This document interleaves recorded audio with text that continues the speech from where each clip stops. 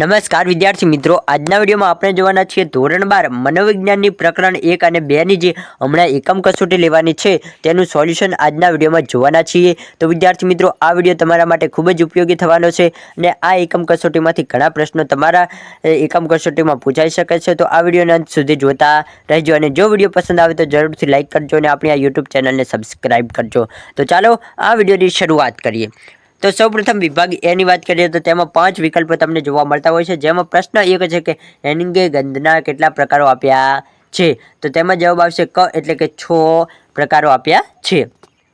પછી છે પૂરકતાનો નિયમ શાની સાથે સંકળાયેલો છે। તો કે પૂરકતાનો નિયમ શાની સાથે સંકળાયેલો, તો કે પ્રત્યક્ષીકૃત સાતત્ય સાથે। આગળ વધીએ પ્રશ્ન નંબર 3, સમસ્યા પેટીના પ્રયોગમાં બિલાડી 24મા પ્રયત્ને કેટલી સેકન્ડમાં બહાર નીકળે છે। તો તેમાં જવાબ આવશે બ, એટલે કે 10 સેકન્ડની અંદર। પછી છે પ્રશ્ન નંબર 4 કે શીખેલી પ્રતિક્રિયાને લુપ્તતાને શું કહે છે। તો કે વિલોપન કહેવામાં આવતું હોય છે। આગળ જોઈએ પ્રશ્ન 5, તો કે કયા મનોવૈજ્ઞાનિકના મતે પોતાના તબીબી વિદ્યા ક્ષેત્રમાં નોબેલ પારિતોષિક મળેલ છે। તો કે કયા મનોવૈજ્ઞાનિકને વિદ્યા ક્ષેત્રમાં નોબેલ પારિતોષિક મળેલો છે। તો તે કોને મળેલો છે, તો કે પાવલોને મળેલો છે। તો આ 5 વિકલ્પો ઇમ્પોર્ટન્ટ એવા લાગ્યા, જે એમાંથી તમારા એકમ કસોટીમાં પૂછાઈ શકે છે। હવે જોઈએ વિભાગ 2 બી માટેના પ્રશ્નો, જેનું સોલ્યુશન હવે આપણે જોઈએ। તો તેમાં પ્રશ્ન 6 છે કે ધ્યાનનો આધાર કોના પર છે। તો કે ધ્યાનનો આધાર પસંદગી યુક્ત ઉદ્દીપકો પ્રત્યેની એકાગ્રતા પર છે। પછી છે પ્રશ્ન 7, તો કે મધ્યકર્ણના અસ્થિઓના નામ જણાવો। તો કે મધ્યકર્ણમાં કયા કયા અસ્થિ હોય, તો કે હથોડી, એરણ અને પેંગડું, આ 3 અસ્થિઓ મધ્યકર્ણમાં જોવા મળતી હોય છે। આગળ વધીએ વિદ્યાર્થી મિત્રો પ્રશ્ન નંબર 8, જેમાં છે કે ઊંડાઈ અંતર પ્રત્યક્ષીકરણ માટે જવાબદાર સંકેતોના નામ જણાવો। તો તેમાં કયા કયા આવે, તો કે અનેત્રીય સંકેત, એકનેત્રીય સંકેત અને દ્વિનેત્રીય સંકેત, આ ત્રણેય સંકેતો ઊંડાઈ અંતરના પ્રત્યક્ષીકરણ માટે જવાબદાર સંકેત છે। પછી છે પ્રશ્ન 9 કે સીટી મોર્ગને આપેલી શિક્ષણની વ્યાખ્યા આપો। તો કે સીટી મોર્ગને શું જણાવ્યું, તો કે શિક્ષણ એટલે અનુભવ અને પ્રયત્ન કે મહાવરાથી વર્તનમાં થતું માપી શકાય તેવો સાપેક્ષ કાયમી ફેરફાર। તો વિદ્યાર્થી મિત્રો, આ વ્યાખ્યા ખૂબ જ ઇમ્પોર્ટન્ટ છે, તો તમારે એમ પણ પાકી કરી જ દેવાની છે। જો તમારી એકમ કસોટીમાં નહીં તો પણ આગળની પરીક્ષાઓમાં 100% પૂછાવી છે, તો જરૂરથી પાકી કરવી। પછી છે પ્રશ્ન 10 કે આહા અનુભવ કયા શિક્ષણ સાથે સંકળાયેલો છે। તો કે આહા અનુભવ આંતરસૂઝ શિક્ષણ સાથે સંકળાયેલો છે। આહા અનુભવ કોની સાથે સંકળાયેલો, તો કે આંતરસૂઝ શિક્ષણ સાથે સંકળાયેલો છે। આગળ વધીએ હવે જોઈએ વિદ્યાર્થી મિત્રો વિભાગ સી, જેમાં તમને 2 પ્રશ્નો જોવા મળશે।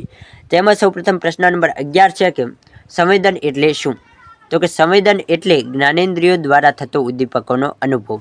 કોઈપણ પ્રકારના બાહ્ય ઉદ્દીપકની અસર માનવીની જ્ઞાનેન્દ્રિયો પર થાય, જેનાથી તેના અંતર્વાહી તંતુઓ ઉત્તેજાય અને મગજના ચોક્કસ ભાગને સંદેશો પહોંચાડે, તેને સંવેદન કહેવામાં આવતું હોય છે। આગળ જોઈએ તો કે સંવેદન એટલે શું, તો કે સંવેદન એટલે સભાનતામાં સર્જાતું એવું પરિવર્તન કે જે ચેતાતંતુઓની અસાધારણ ઉત્તેજના મગજમાં સંવેદન વિસ્તાર કેન્દ્રો સુધી પહોંચવામાં ઉત્પન્ન થાય છે। આગળ જોઈએ પ્રશ્ન નંબર 12 છે કે વિધાયક પ્રબલન એટલે શું। તો વિધાયક પ્રબલન એટલે શું વિદ્યાર્થી મિત્રો, આ પણ એક ઇમ્પોર્ટન્ટ પ્રશ્ન છે। તો કે જે પ્રબલક પ્રાણીની શીખેલી પ્રતિક્રિયાને વારંવાર કરવા માટે પ્રેરણા આપીને પ્રતિક્રિયાને દ્રઢ બનાવે, તેને વિધાયક પ્રબલન કહેવામાં આવે છે। વિધાયક પ્રબલન પૂરું પાડવાથી પ્રાણીએ શીખેલી પ્રતિક્રિયાને પ્રબળતા વધે છે। સ્કિનરના મત મુજબ આપણે જોઈએ તો કે પ્રતિક્રિયાની વારંવારિતા વધારવાનું અને પ્રતિક્રિયા બાદ રજૂ કરાતું ઉદ્દીપક એટલે વિધાયક પ્રબલન। હવે આગળ જોઈએ તો કે પ્રશ્ન હવે છે વિભાગ ડી। વિભાગ ડીમાં પણ તમને 2 પ્રશ્નો જોવા મળશે, જે આપણે અહીં પહેલો પ્રશ્ન 13મો, એટલે કે 13મો પ્રશ્ન છે કે શ્રવણ સંવેદનની વિગતવાર સમજૂતી આપો। તો ચાલો તેના વિશે પણ સંપૂર્ણ માહિતી પ્રાપ્ત કરીએ। દ્રષ્ટિ પછી શ્રવણ સંવેદન માનવી માટે બીજું અગત્યનું શું છે, તો કે સંવેદન આપણી આજુબાજુના પર્યાવરણમાંથી આવતા મધુર ગીત, માનવીના અવાજ વગેરે જાણવા અને સમજવા માટે ધ્વનિ તથા શ્રવણ સંવેદનની સહાયતા મળે છે। શ્રવણ સંવેદન દ્વારા આપણે બોલતા શીખીએ છીએ। તો વિદ્યાર્થી મિત્રો અહીં ખાસ એક ટોપિક આપેલો છે કે શ્રવણ દ્વારા જ આપણે બોલતા શીખીએ છીએ। તો કે કોઈ પણ વ્યક્તિને જ્યારે તે સાંભળે ત્યારે જ તે બોલી શકે, તેના વગર તે બોલી શકતું નથી। કારણ કે કોઈ પણ નાનું બાળક હોય તો તેને જ્યારે આપણે તેને કંઈક શીખવાડીએ ત્યારે જ તે બોલતા શીખે, અથવા તો તે બોલતા શીખી શકતું નથી। એટલે જ્યારે જે કોઈ વ્યક્તિ ન બોલતું હોય તો તેના જીભમાં જ પ્રોબ્લેમ ના હોય, તે કદાચ ના સાંભળી શકતું હોય તો તેના કારણે પણ ન બોલી શકતું હોઈ શકે છે। વાતાવરણમાં રહેલા અવાજ ઉદ્દીપકો આપણા કાન સાથે અથડાય છે અને શ્રવણ સંવેદનની પ્રતિક્રિયા દ્વારા આપણે સાંભળી શકીએ છીએ। પછી જે ધ્વનિનું મોજ શ્રવણ સંવેદનનું ઉદ્દીપક છે। હવામાં રહેલા અવાજના મોજા બાહ્યકર્ણમાંથી કર્ણનલિકા દ્વારા કર્ણપટલ પર અથડાય છે। કર્ણપટલની પાછળ 3 અસ્થિઓની શૃંખલા હથોડી, એરણ અને પેંગળું સાથે જોડાયેલા અંતરકર્ણમાં રહેલું પ્રવાહી ઉત્તેજિત થાય છે અને તે સ્પંદનો કર્ણશંખમાંના પ્રવાહીને ઉત્તેજે છે। આ રીતે આપણા કાનમાં પ્રક્રિયા થતી હોય છે અને આપણને સંભળાતું હોય છે।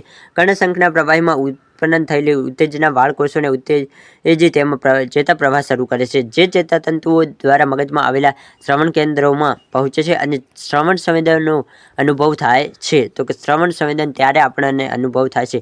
સામાન્ય રીતે 20 થી 20,000 હર્ટ્ઝ સુધીની કંપન સંખ્યાના ધ્વનિને આપણે સાંભળી શકીએ છીએ। આપણે એક વિકલ્પ ઇમ્પોર્ટન્ટ તરીકે ગણી શકાય છે કે સામાન્ય રીતે મનુષ્ય કેટલા CPC સુધીનો અવાજ સાંભળી શકે છે।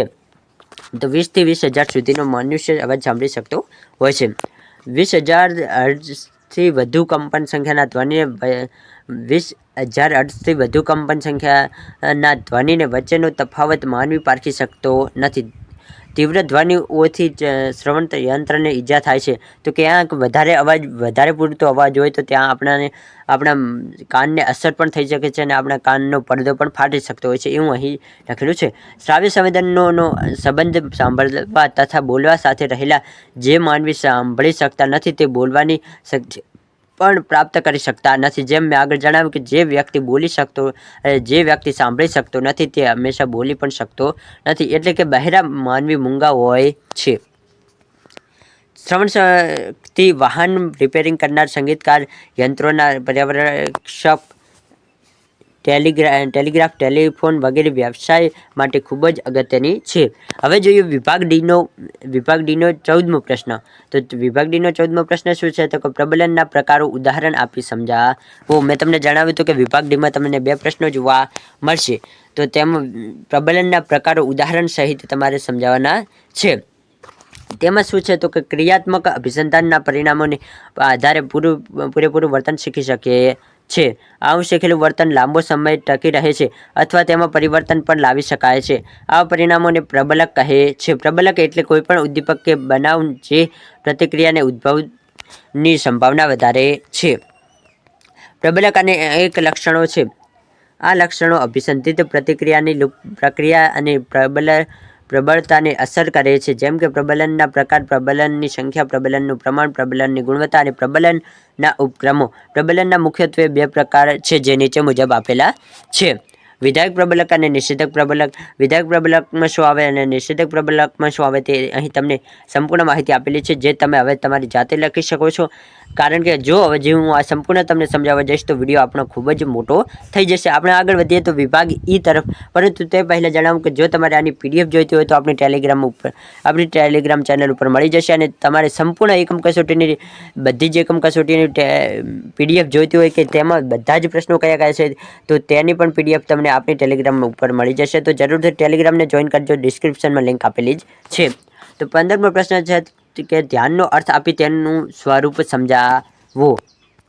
તો અહીં સંપૂર્ણ ધ્યાન વિશે માહિતી આપેલી છે। તો કે ધ્યાનની બાબતમાં મોટાભાગની શક્તિઓની ફરિયાદ હોય છે કે શિક્ષકની ફરિયાદ છે કે વિદ્યાર્થીઓ ભણવામાં ધ્યાન આપતા નથી। વાલીઓની ફરિયાદ છે કે શિક્ષકો પરીક્ષામાં પેપર ધ્યાનથી તપાસતા નથી। મહિલાઓની ફરિયાદ છે કે પુરુષો ચીજવસ્તુઓ સારી છે કે ખરાબ તેને ધ્યાનથી તપાસ્યા વગર બજારમાંથી ખરીદી લાવે છે, અને પુરુષોની ફરિયાદ છે કે મહિલાઓ ધ્યાનથી રસોઈ બનાવતી નથી। આ બધી સામાન્ય ફરિયાદો પછી જણાશે કે જીવનમાં ધ્યાન ખૂબ જ ઉપયોગી છે। તો આ રીતે ધ્યાનની અલગ અલગ સમસ્યાઓ છે જેના વિશે સંપૂર્ણ માહિતી અહીં આપેલી છે, જે જો તમારે આ પ્રશ્ન પૂછાય તો તમે લખી શકો છો અને આ પ્રશ્નને પાકો કરી શકો છો।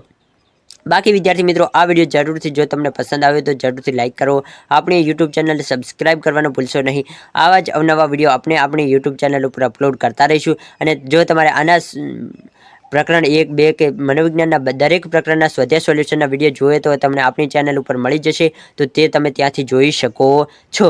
બાકી આ વિડીયો અહીં આપણે સમાપ્ત કરીએ છીએ.